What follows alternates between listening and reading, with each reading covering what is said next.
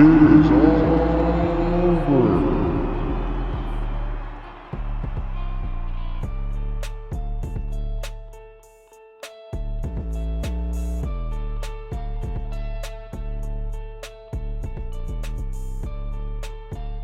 This is the NWA World Must-See Television Champion, Outlandish, Zicky Dice, and you're listening to the Insiders Wrestling Podcast. Welcome, everybody, to another amazing interview we have for you, and we are the Insiders Wrestling Podcast. We've got the pleasure tonight to talk to the Outlandish one. We have the television champion from NWA, Zicky Dice, with us tonight. Zicky, how are you doing tonight, man? And thank you so much for joining us. Fellas, I'm sorry if I'm going to bankrupt your podcast. I know you spend a lot of money to have me here to ask me a few questions, so I'm going to at least give you your money's worth. And if you run short, I can always bill you later. How's that sound? Oh, man. Sounds good. Sounds great to me, man. Because I'll tell you this, wrestling sure ain't paying the bills right now. So Zicky Dice has been finding his way around, if you know what I mean. Yo, you got it. You got it. Totally get that, man. Totally get where you're coming from. It is a pleasure to have you, sir. And, let's get right down to it here. So, before we get started, I got to warn ahead. you, a lot of people, Zicky Dice is known to make a lot of people's heart race. So if at any time you got to slow down and take a deep breath and, again, calm the nerves a little bit, I fully understand. Man, I may take you up on that, man. I just might have to take you up on that offer. Outland. That's right. We might have to put up a warning on this video when we put it up on YouTube.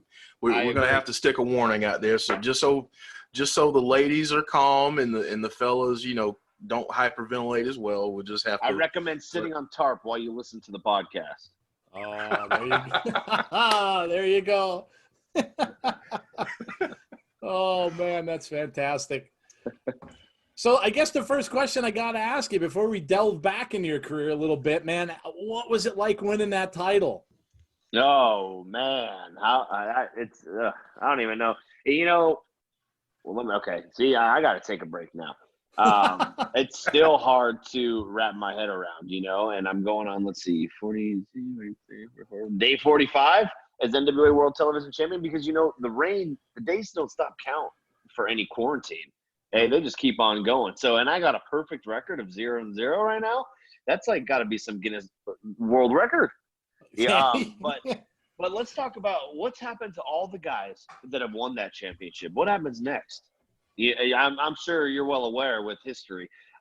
So I'm ready to take over the world. This is, like I said, this is my World Television Championship, and I plan on getting everyone talking about it, and I plan on making a lot of waves as I go, making a lot of enemies along the way, and I that excites me very, very much. But to have that title, that holds so much history, it's an honor, to say the least. Man, that's awesome. That's awesome. And we actually just talked to one of the guys who held that title by the name of Nikita Koloff. Wow, wonderful. So, yeah, we had the pleasure of speaking to him. So, absolutely, that title absolutely carries a lot of weight. And there's a natural progression when you have that title to huge things, even bigger and better than where you are right now. So, well, I planned – that's history speaks for itself. That's what's going to happen. I'm just going to say it right here, right now. There you go. There you go. Awesome, man. Well, listen, I if we can, I got to go back with you a little bit. So, of course. Awesome. So where did you first get interested, or when did you first get interested in wrestling? Where did you get your start? Where did you first, you first started enjoying it, and then where it led to? Well, I grew up in a wrestling household. My older brother, he's 10 or 12 years older than me. And my dad were into wrestling. So I have, early memories of, Coco Beware and Ravishing Rick Rude and Rick the Model Martel. And that's when I started watching. And from there, that got me into freestyle and Greco-Roman wrestling, and wrestled all the way through my sophomore year. And I was thinking about this. I should probably talk about this a little more. I was pretty damn good. I got a few national championships, and I think my last year I only lost one match through the whole season. I quit after my pops had passed away, and I started a band. I got into punk rock and hardcore, and from there, the band started touring and taking over. We played Warped Tour and a bunch of other big tours with some reputable bands. And then it was there. I was acting like an asshole on stage in Nashville one night, and a good buddy of mine, John James Bryan Jr., was like, "Hey, I need to talk to you." And I thought we were being kicked off the tour.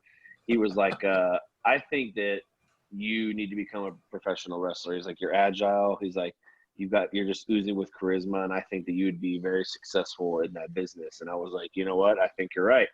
So I text Seth Rollins, who I met through the music scene. I said, "Hey, I want you to train me." He said, "Ha, ha, ha, ha. Are you serious?" And I said, "Yes, I plan to be better than you are." And he said, "All right, I'll see you May 1st. And that was all 5 years ago. I went to WrestleMania 31. I watched him cash in, and it was 2 weeks later that I was training, one of 12 to ever be trained by a current WWE heavyweight champion, so which is pretty cool to have on the resume as well. So I moved to Moline, Illinois, and went to the third class of the Black and Brave Wrestling Academy, trained under Merrick Brave, Seth Rollins, and Crotch.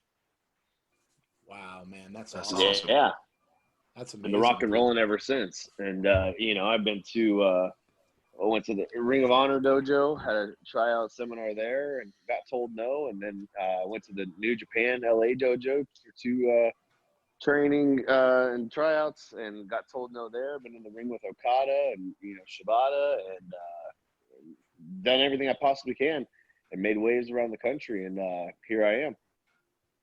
Wow, man, there you go. That's awesome. That's a hell of a Right. story. Hell of a story. is. And that's just a synopsis. There's so much more cool shit in between there, that and with that, there's also a lot of depressing moments, and a lot of times where I wanted to throw in the towel, and I was even times where I doubted myself. I like to say there were moments where I had a shadow of doubt, I guess you could say, because I always knew that I was destined for this, and I don't see myself doing anything else. It's I broke into business a little late in age. I guess I'm still kind of young, but I'm not happy with what I've got. I'm not content. I want more, and I won't stop until I'm there. And which I don't know if I'll ever be satisfied, but Wow, man, that's awesome. Awesome. That's awesome. That's awesome. So you knew how? So you said you met Seth through the music business. How? I know you got your band, and you've been going at Heart to Heart is the name of your band, correct? Yeah. Yes. I've listened to some of the stuff. I love it, man. I'm a big hard rock guy, so I was Cool. digging it. Yeah. So you met Seth through that? I didn't realize he was in the music business. That's pretty cool. No, he was a fan of like some of the bands that we would be on the road with. I don't even know if he was a fan of our band, to be honest with you, but that's where I had met him. So I'd met him on 2 tours coming through, and we kept in contact when he was in developmental, before he got the call up. So just watching his, everything unfold before my eyes with him has been cool, along the way, and to be trained by someone, in my personal opinion, who is, arguably one of the best in the world. Yep. I got to have a killer resume. I've been this way since I was a kid. My parents will tell you I always wanted the best, everything. I always want the best of everything. And that's what I strive to be. Awesome, man. Awesome. Jeff, I'm sure you got some questions, bud, about maybe and stuff. Oh yeah. Go right So ahead, bud. I want to get into a little bit more about your story with training. I know you said there were some down times, but I'd like to ask, was there a particular part of your training that was the most difficult, or that made you say, I don't know about this? It wasn't so much in the training part where I felt that way. But training was hard. I packed up and moved across country by myself, and with the dog that I just got, and and had to do CrossFit. Never did CrossFit like 5 times a week. Set up and tear down the ring and train. It was very hard, mentally, physically, and emotionally. And then the same thing happened. I almost threw in the towel when it got really tough for me. I wrestled DJZ, who is now Joaquin Wild. And I remember it was after that match, and I was really thinking about throwing in the towel, and it's just because I didn't know what else to do. I was flying myself places, I had WWE tryout in between twice, and and got told, oh, you're a superstar, blah blah blah blah blah blah blah. It's like I'm sick of hearing it. Like I want to see it. Like I believe, I know I'm a superstar. I've known that forever. Now let's see it. And then it was that moment where I decided to stop giving a shit what everyone else really thought. Because I would still like walk on ice, and I started having just more fun with Zicky and doing what I wanted, and it's been out of control ever since. Was there, was there a particular lesson that you learned early on about kind of paying your dues and seeing a guy like Seth and where he ended up and how that translated to everyone that he was training? I learned a lot of things, and Seth will even tell you that he thought I was going to bullshit my way through Black and Brave, coming in from the music background, and I proved him wrong, and I'm going to prove everybody else wrong. And it was awesome when I got to NWA, he had actually texted me and said, hey, there's like, you were made for the NWA. He's like, I'm proud of you. And I was like, oh shit, that right there in itself was all worth it to me, like the whole journey. Because I never thought I'd hear those words come out of his lips, and that's always been a goal of mine as well. And I busted my ass, and I set a line and with pride for every other student that goes through the Black and Brave. I'm the top prospect, and I'll toot my horn on that because I busted my ass. There are a few guys that can contend for that now, and that's what I love to see. And it's just you just got to put in the work, man. If there's anything I learned, you don't take no for an answer. You put in the work, and you make yourself undeniable. That's the second. You're actually the second. So we interviewed Thunder Rosa not too long ago too, and she kind of said some similar stuff. And she was saying too about taking down the ring and that kind of stuff. So I mean that's obviously got to build a lot of character. I've done it all, man. I've done it all. I've wrestled for free. You name it. I've done it all. I've lost money on shows. I flew myself across the country just for shows. Like I've done it all. And I respect Thunder Rosa. I've crossed paths with her before coming to NWA a few times. We never really chatted like we do now, and became friends now. But I've always respected her grind, and I see that, and I look for those things, and it's very inspiring. So. Yeah, I would imagine so, man. Doing work like that and really having a commitment. I mean, we obviously appreciate that as well as fans. I know, the more you hear that you guys are doing that kind of stuff, it's very easy to be a fan of that because, you're seeing somebody really reaching out for their dream and doing whatever it takes to get there. I mean, I love it. It's amazing, man. That's amazing. Thank you. Oh, no problem. Anytime. So I guess the other question is, so now you went to training, you said you were flying around to different places and stuff like that. When did you get the call to come to NWA? I didn't. Okay.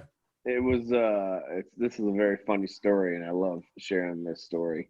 I had been working on and off for Championship Wrestling from Hollywood for the last 3 years. And I was supposed to be in Florida, and that show fell through, and Championship had reached out earlier about the same date. And I reached back out to Johnny Yuma over there, and I said, hey, you still got that date open? He's like, oh, man. He's like, you know what? Come on down. I'll squeeze you into something. I said, all right, cool. Thank you. So I live in the Bay Area, California, and Northern California. So we got our little carload, and we started driving. It's a 6-hour drive, so we got to talking, and we're all kind of beat up a little bit. I'm explaining to these guys like my journey and what I've learned, and we're shooting the shit back and forth. And it's like, you know what? I don't know what's next, but I feel something's close, and I'm gonna keep grinding until it happens. Get to Championship Wrestling from Hollywood a little early, and in those 3 years, I've never once been asked to cut a promo, not backstage, not live, nothing. And I knew that when I would, that's been my strong. I got a mouth, and I've known that forever, and I'm very good at using it. And he's like, "Hey, get dressed." And so I went out there and I said 6 words. I don't remember exactly what they were, word for word. But after that, Billy Trask, who was a producer at Championship Wrestling from Hollywood and now at NWA, he gives me the little finger, and he's like, "Hey, come here this way." I was like, all right. And I walk down, I see David Lagana and Billy Corgan about like 50 feet away. Wow. And so I walk up to them, and Billy, I'd met them before. I've actually wrestled Tim Storm. Like the 10 pounds of gold started out of Championship Wrestling from Hollywood. Like NWA started from Championship Wrestling from Hollywood, the whole reboot. So I'd seen them come around, and like I'd met them before, but they wouldn't know who I was like the second time. You know, Billy grabs me. He's like, look at you, your hair and your earring and your fanny pack and your sunglasses. He's like, what are you doing December 14th? And this is in front of like the locker room in the back. Like everyone can see what's going on. And I was like, in my head, I was like, why does that date sound familiar? And I was like, oh, me and my fiance just planned a snow trip. And I was like, nothing, I'm completely free. And he said, well, how would you like to work for me in the NWA? And I said, I would love that. And he said, okay, Lagana will reach out to you on Monday. So he reached out, and I was at the first pay-per-view, and I debuted the next day on season 2.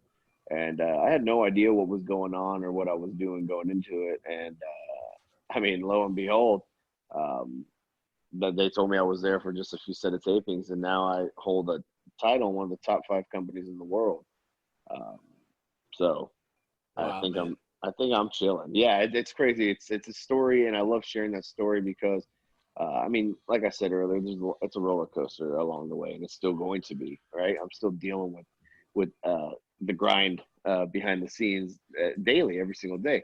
But this is a right place, right time moment, and it got me to where I needed to be, and the platform where I can start growing the way I want to grow, and start doing the things that I want to do on a bigger level. And I'm ready for it.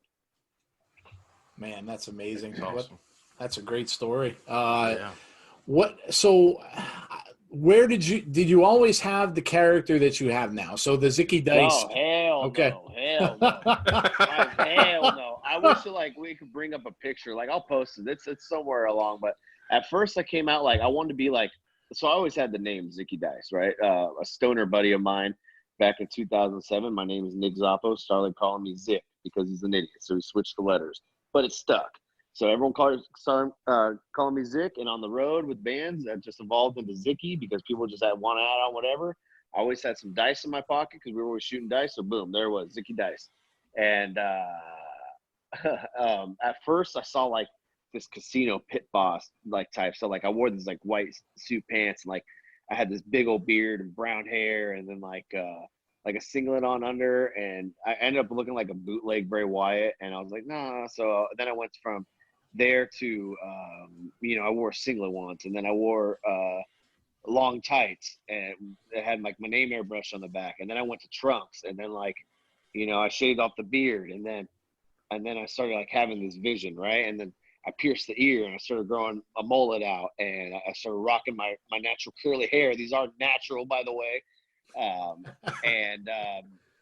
And then I was at the gym with a buddy of mine, 5:30 in the morning. We were clowning on some dude, which you shouldn't really do in retrospect, but hey, it's 5 in the morning. I got to do something to have some fun.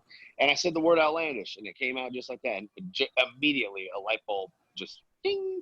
My brain, I try and explain this. My brain, I don't know if you've ever been to Disneyland or, but there's the ride Space Mountain where you go on the roller coaster and there's like stars shooting at your face extreme. That is my brain at all times with ideas, like constantly. I have a very creative mind. I think of life in sketches. I think I'm very easygoing until I'm disrespected, and then there's and that's a whole other story. But I started adding that into the character, and I started bringing out the bright colors and doing the working the way I wanted to, and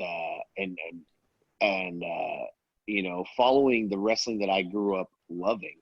And I was told many times that it wouldn't work in this day and age, especially like in the indies. But look who's laughing now. That's awesome, man. I love the character because I'm an older guy, and I'm a big 80s crazy guy. I love the 80s, man, and I love all that stuff. Likewise. And I grew up with that wrestling too. So when I saw your character, I'm like, oh my gosh, this and like you had said, it really brought back memories of 80s wrestling for me.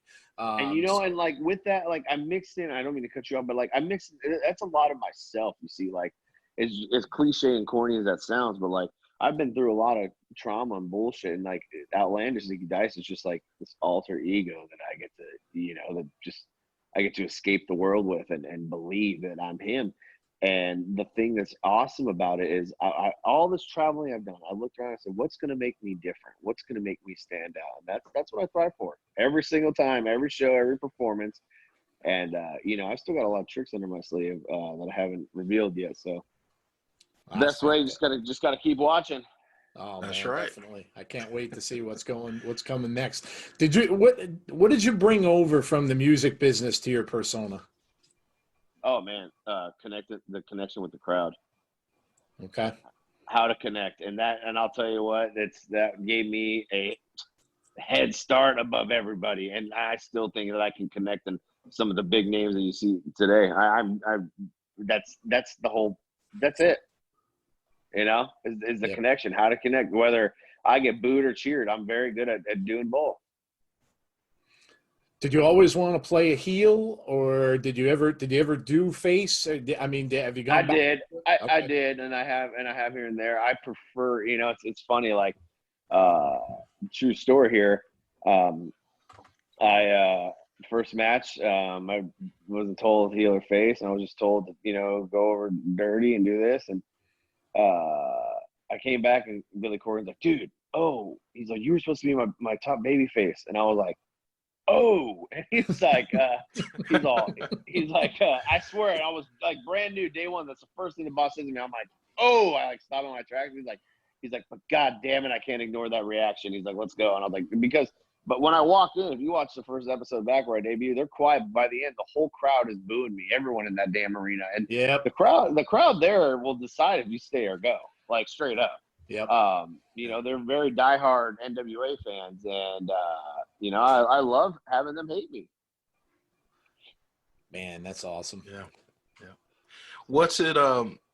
If you could explain to our listeners, what is it like for a professional wrestler? And I've tried to explain this a little bit to Joe, me being a former professional wrestler myself. What is it like getting a pop from a crowd? Well, like specifically what comes to mind is like the surprise and the shock and awe. Like, let's go for when I won the title, for instance, like just really like no one thought, everyone thought that Ricky was going to have me there again, like no one saw him, and the way I caught him out of nowhere, just having that and just the shock and awe. It's man, I can't even explain it. I've had a lot of fun in my life, and I've done a lot of outlandish things, to say the least. And there is no feeling that describes like my entrance alone, Yeah. Love it. So it keeps my heart pumping, man. That is my show pain, baby. Give me a line of performance and a ring, and I'll kill the rest. Love it.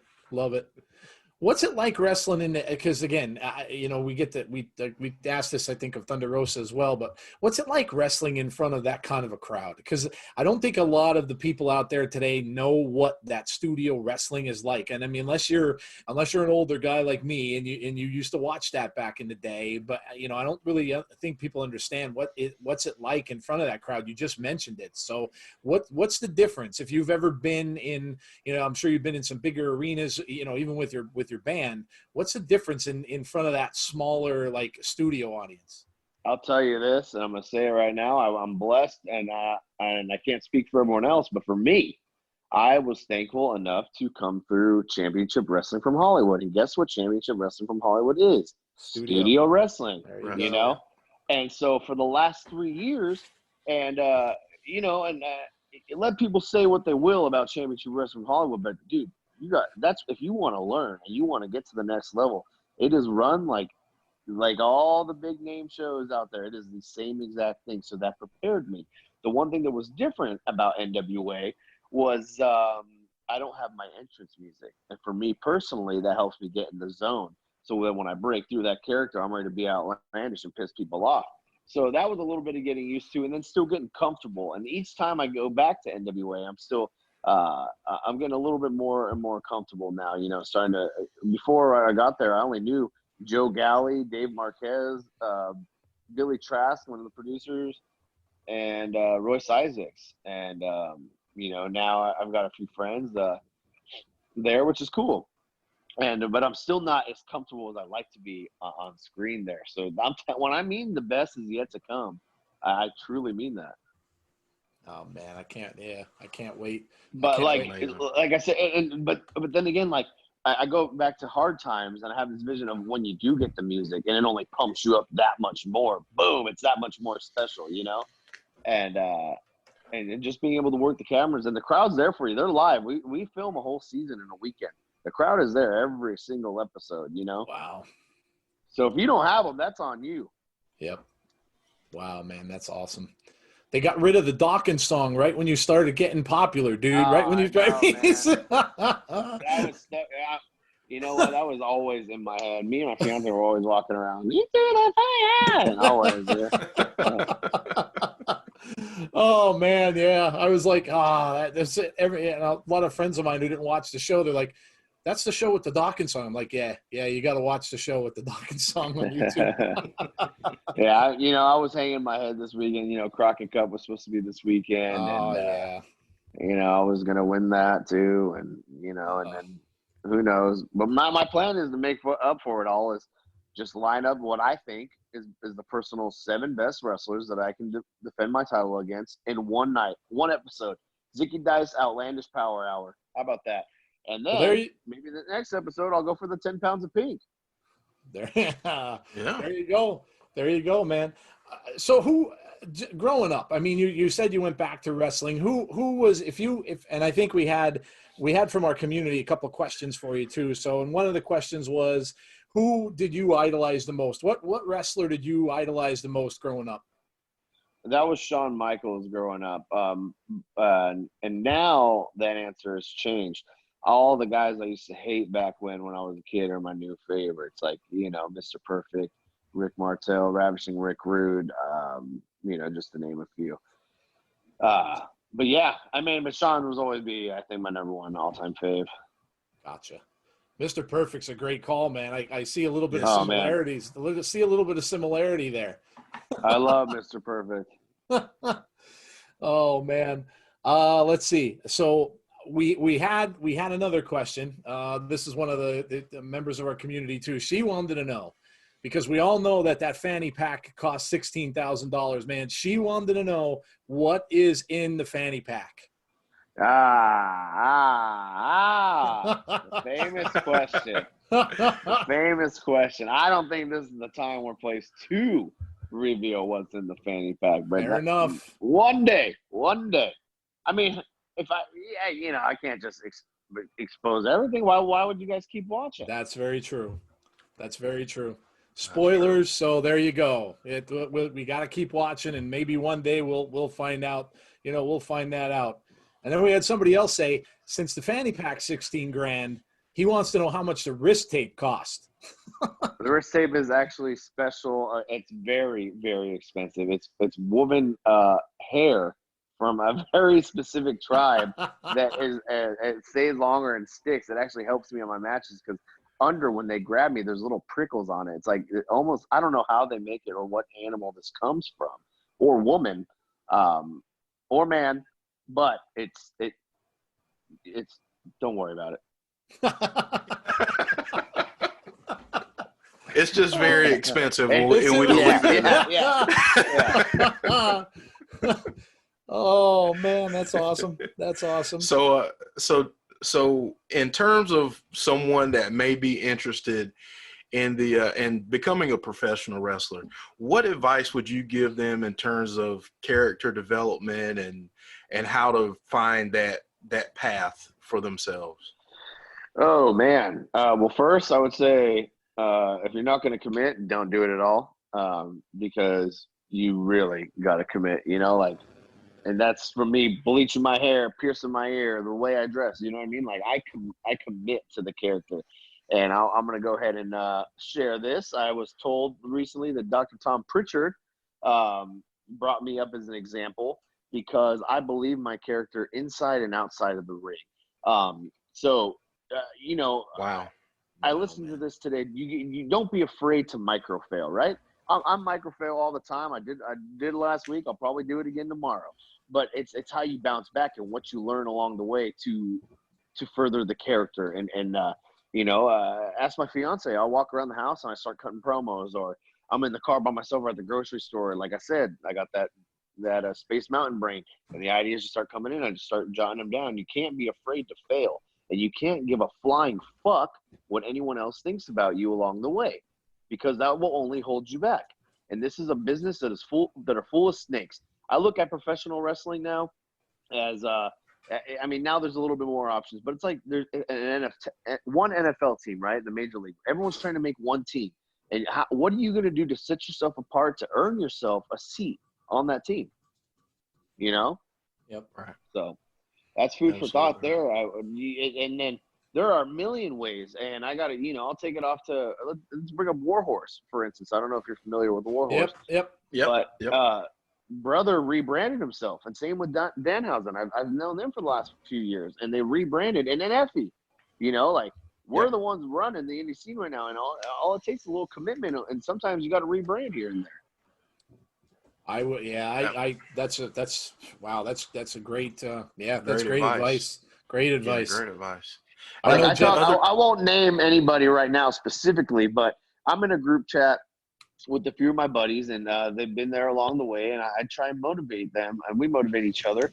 But there's one specifically, I won't say his name, but I'm trying to pitch to him to try this new thing, and we've been talking about it for months and months. But it's like, dude, you got to commit. And the thing is, you got to make the content. You got to stay relevant. Everyone's brains last for 15 seconds. If you're not on their feed, dude, hot today, gone tomorrow. You got to evolve. You got to get with the times. You got to engage. I love engaging. I love trying to respond to literally everybody that takes the time to tag me in something. And that's something I take pride in, and I the fans and the people that care about Zicky Dice are the ones paying my bills to help me feed my family and get me to the next spot. So I will never disrespect any fan. And I always have time for everyone that has time for me. Yeah. So you brought up social media, so I kind of want to stay there for a second. A lot of wrestlers, I think, sometimes only wait to get into the arena or where they're wrestling to put themselves over. Talk to us a little bit about. That's bullshit right there. And there's no reason. There's promotions that I work for. If fans aren't posting the flyers, cutting a promo, and putting the show over, dude, that's free promotion right there. Right. I didn't care. Right. I didn't care that I didn't get the mic at Championship Wrestling from Hollywood for 3 years because I was tagged in videos, or I was tagged in little pictures. I was tagged here getting the promotion. I'm sharing. I'm doing what I can. I came, what I used to do for my band is I would spend so much damn time at Kinko's, I made friends with the manager, believe it or not. I am a huge fan of, I swear to you, this is a true story. I was always there printing out flyers. One thing my band used to do is we used to go to farmer's market with a big sign that had the info for our CD release show. You know what everyone's going to do at that sign when you're walking around town? They're going to look. You know? That's free fucking promotion, dude. Go and get that. And this is stuff I just picked up along the way, along the hustle. I was once lost and now I'm saved, and how I did that was putting in the work and not being and not fail. Why do I want to be on these shows? And what helped me get to this level that I'm at now is the grind, dude. It is being everywhere and being on every flyer and sharing every flyer. And I love that my friends that I went to elementary school with are like, dude, you're everywhere. You're in Chicago yesterday and Florida tomorrow. And you know how they know that? Because I'm sharing every damn flyer that I'm on as much as possible. Yeah. You got to engage, dude. You got to. And if not, you're going to get lost in the tide and you're not going to stand out. I'm sorry. Right. But there's 1,000,001 wrestlers right now who have the same exact gear and look the same exact way that you do and maybe have a few more followers. What's going to make you different? What's going to make you stand out? That's so true. That is so true. And that's, I think, honestly, I think the fans gravitate towards those guys too. And I mean, I know that's why I'm a fan of yours. That's why, I mean, Jeff and I, we both like certain wrestlers. And I mean, we're fans. You mentioned it before. We're fans of Bray Wyatt. The fact that he changed up his character like he did, I mean, and again, it's that work, and like you said, it's that grind that you're putting towards that character, the work you're putting in. And I gotta say too, man, you guys in NWA really reach out to the fans as well. You don't see that so much in other promotions. And regardless of, it could be many reasons, right? It could be because they can, it could be because they, but I got to say, you guys really, do an amazing job with the social media part of it and, reaching out and conversating with the fans, even if you're throwing people a like on a post. Hey, absolutely. Absolutely. And I got to say this too, there's a lot of things that Zicky Dice has done that Nick would normally do. And there's a lot of things that I've done that make me uncomfortable, but at the same time, look at where it's got me. And that's what you got to do. You got to get the fuck out of your own shell and you got to make moves. And this doesn't go for wrestling. This goes for anything in life. I said this on a podcast recently, and it's probably the best thing that's ever came out of my mouth. And if you want it, go get it. It's that simple. It won't be that easy, but it's that simple. You know what I'm saying? Absolutely. Right. Absolutely. And that's why, that's why I asked the question about social media, because it's there and you don't have to wait. Yeah. No, you don't have to wait to put yourself over. Yeah, like speaking of Thunder Rosa, I had her message me. I've been posting, promos here and there. She's like, "You need a YouTube channel." I was like, "Oh, I don't really want to do that." And she's like, "I don't care." She's like, "You need it." And I'm like, damn it, So I'm working on building a Patreon right now so I can actually commit and make more content for the fans and nice. Show a little bit more, because I feel that my journey along the way, even my trips to the airport, like there's so much of my daily life that I could be sharing that people can see, like how I live this outlandish lifestyle. And, and that's what I'm going to do. I'm here to change and impact lives, man, along the way. And if I'm not sharing the story, what's the point? That's awesome, man. That's awesome. I think we were talking to Adam Rotella a little bit ago, and he does almost the same thing too. It's me and him chat often. We bounce ideas back and forth, and we try and motivate each other with the content. And he's 100% right. He's killing it right now. Yeah, we love Adam. He's actually helping us out with it. He's doing a segment now for our podcast on the NWA every week. So yeah, we look up to him and that grind thing and that the things he's doing is it's inspiring. It really is. Absolutely. Man, that's awesome.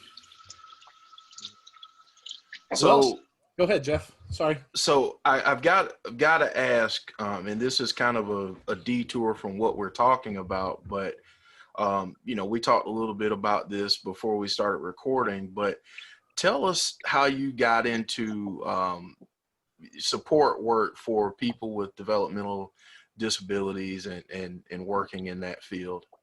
I actually started in elementary school. I did lunchtime buddies where I'd eat lunch with the special ed kids about once or twice a month, maybe. And then from there, as soon as I turned 18, I started working in-home care. And from there, I worked day programs. I worked for a travel agency where I'm a tour guide for a group of adults. I've worked in the school setting. I've done it all. And it's been about 13 years in the field and going. And it's just a huge passion of mine. I'd rather be working with those amazing people than the general public. I hate the general public for the most part. And I've learned a lot about myself and the individuals that I've been grateful enough to work alongside with. So it's pretty rewarding, and it's better than any paycheck. And if I wasn't wrestling, that's what I would be doing. I'd probably have my own special ed class. That's awesome. And I love that. That my wife actually is she works for an organization up here in Northeast Pennsylvania where they are in class with children who have autism and things like that. So, and she loves that job and she loves working with the kids. So I can imagine how rewarding that would be. Yes, absolutely. It has its days. I'll tell you that. It definitely has its days. But I made lifelong friends, and there's guys that I've known over 10 years that I'm still in contact with. I don't even work for anymore. I just call and say, hey, what's up? Or when I'm in town, pick them up. We go get some McDonald's for old time's sake. That's awesome. Yep. That's awesome. And if you guys haven't seen that, there's I think that's from Indeed, right? Yes. Yeah. Yes. Well, I'm super bummed. The first edit they did, it was a few minutes longer, but told a little bit more about the story. But hey, I'm still happy with it, and you can check that out on YouTube. You just type in Zicky Dice Indeed, or go to Indeed.com. Oh man, I forgot the link, but it's on there too. And we'll post that. We'll post that link in the description of this video, because we want to make sure that people see that, because it's such an amazing and impactful video. And dude, that video had like 8 million or 10 million views last I checked. No, I want to say maybe 12 million last I checked. Before this all shut down, right after winning the championship, I was on the front page of New York Times video. The video was on the front page of Apple News. I was talked about in Apple podcast. So like the word was really getting out there, and it was crazy to see, you know, like, and it was funny because how I got that. I saw some posts like, did you find your job on Indeed? And I was like, actually I did. And so I sent a picture of my job, and then they said, tell us about yourself. And I just sent them a Zicky promo. True story. And I got a call within 30 minutes, and they wanted to Skype. We had like 7 meetings over Skype, and they're like, all right, dude, we want to go with you. That's awesome. That's amazing. And right before this all shut down, I'm going to go ahead and spill the beans. I was supposed to be on ABC's Card Sharks. That was my chance to win millions of dollars. No kidding, man. I swear to you. I submitted for the show, and I sent in a picture of me in one of my crazy suits, and the guy called me. He said, will you wear one of those suits on TV? I said, without a doubt. He said, he's like, are you allowed and willing to make big bets? I said, you have no idea who you're talking to. And he said, are you available in March 24th? I was like, yes. And I was, dude, ready to go to ABC's Card Sharks. What a bummer. So I don't know if that will come up or if I missed my $1 million chance, but who knows? I would have just quit wrestling with the title and sat on my millions. Well, we would have all been disappointed, though. I mean, you would have had to, I don't know. That's the point. That's my job. That's true. Disappoint you all. Oh, man, that's awesome. That's awesome. So where does Zicky Dice go from? Obviously, we know where anybody's going right now, nowhere. But when this all ends, and I'm sure it will at some point. So where do you see yourself, man? Are you going after that? You going to the top? Are you going after that 10 pounds of gold? I would love to whoop Nick Aldis's ass before I move on anywhere else. I'll be honest with you right now. I would love to take the 10 pounds of pink off of his waist. Because, you know, I thought I have the lucky 7. All I got to do is win 7. And, you know, I could have been taking it off Marty or Nick. But either way, since this whole, you know, Crockett Cup's postponed, I'm going to have to take it off Nick. And I think I got to be the one that shocks the world. Because I think he's held that title a little too long. And you know what, Nick, I'm grateful. I'm grateful that you brought that title up from the ground. Congratulations. But it's time. It's time that it comes with me. And then I'll just hold both titles. Who cares? I love it, man. Well, Nick Aldis, you heard it right here, man. He's coming. He knows. He knows. He's coming for you. He knows. He knows I'm coming for him. And then the world's about to find out. I'll tell you that. Oh, man. Fantastic. Fantastic. Oh, man. So, man, we love this interview. Love the opportunity. So before we let you go, tell everybody where they could find you on social media, any other platforms out there, and obviously to get some merch from you. Where can our community and our listeners do that? You're not going to believe this, but I made it nice and simple for everybody. It is at Zicky Dice on every piece of social media platform out there. If you haven't already checked out the NWA, please do it. YouTube.com/NWA. Hit that subscribe button. Tell them that Zicky sent you. And if you haven't heard my band Heart to Heart, we released a new record this past Valentine's Day entitled Heartbreaker on In Vogue Records. And if you're feeling so inclined to get yourself some Outlandish merch in dice, letter N dice, you see what I did there? Go to ZickyDice.com or ProWrestlingTees.com/ZickyDice, and you too can be Outlandish. That is outlandish. That's all I can say. That is outlandish, man. Fellas, I made the show outlandish. I popped the cherry. You certainly did. We're going to rename it to the Outlandish Podcast this week. Absolutely. Absolutely. Oh, man. Love it. Hey, thank you so much, sir, for giving us some of your time tonight and joining us. It was an absolute pleasure. And, man, I'm going to start living a little more outlandishly every day. Hey, there you go. That's all I got to say. Make sure you take care of one another out there. Be safe. And thank you for having me. I truly appreciate that. And keep following the outlandish journey I call my life. Absolutely, sir. You got it, man. We will do that. And you stay safe as well. And take care of yourself. Thank you so much again, man. You too. Thank you. Bye.